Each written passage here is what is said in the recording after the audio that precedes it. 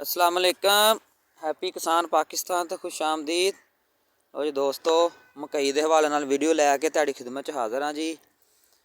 यह मैं अपने दोस्तों नूं पहले भी वीडियो दिखाई सी हैप्पी किसान पाकिस्तान ते मैं 14 फरवरी नूं वीडियो अपलोड की सी। 14 फरवरी की मकई लगी है जी प्लांटर नाल फ्लैट ते।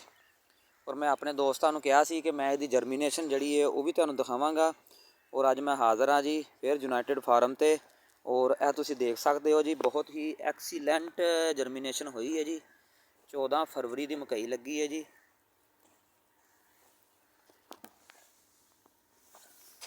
यह तुसी देख सकते हो जी, माशाल्लाह बहुत आला जिहड़ी है वो जर्मीनेशन है जी।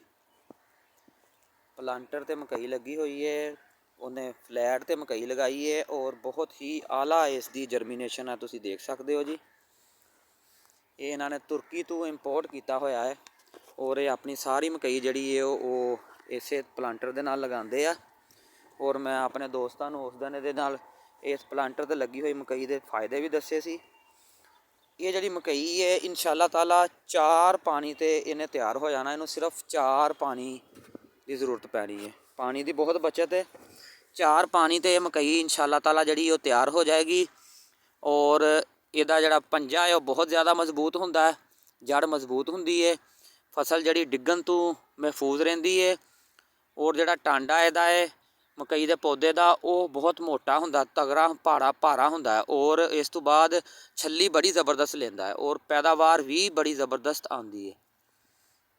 ये मेरा ज़ाती तजर्बा हैगा जी, मैं फ्लैट ते मकई लगा चुकिया खुद और बहुत ही ज़बरदस्त काम है, बड़ी एक्सीलेंट क्रॉप हुंदी है। सिर्फ ये तुसी वत्तर नूं अपने नूं मद्देनज़र रखते हुए केरा करना है।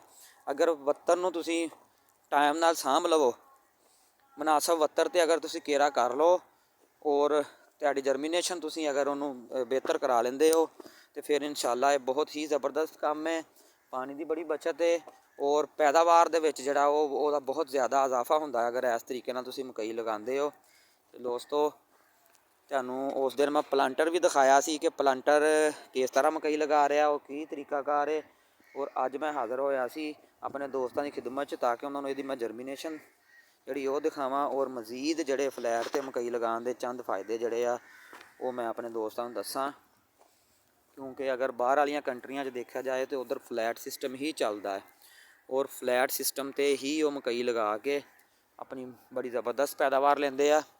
जो जी इंशाअल्लाह ताला मैं इनू तुहानूं मजीद इस फील्ड की वीडियोज़ भी देंगा और तुहानूं विगर भी दिखावांगा इस मकई की। अगर वीडियो अच्छी लगे इन्हूं लाइक कर देना, दोस्तों शेयर कर देना। और मैं रिक्वेस्ट कराँगा जिहड़े दोस्तों ने हजे तक हैप्पी किसान पाकिस्तान सबसक्राइब नहीं किया, वो हैप्पी किसान पाकिस्तान सबसक्राइब कर लो, बैल आइकन नूं दबा लो ताकि मजीद इस तरह की वीडियोज़ तुहानूं देखने नूं मिलदियां रहन। अल्लाह हाफिज़।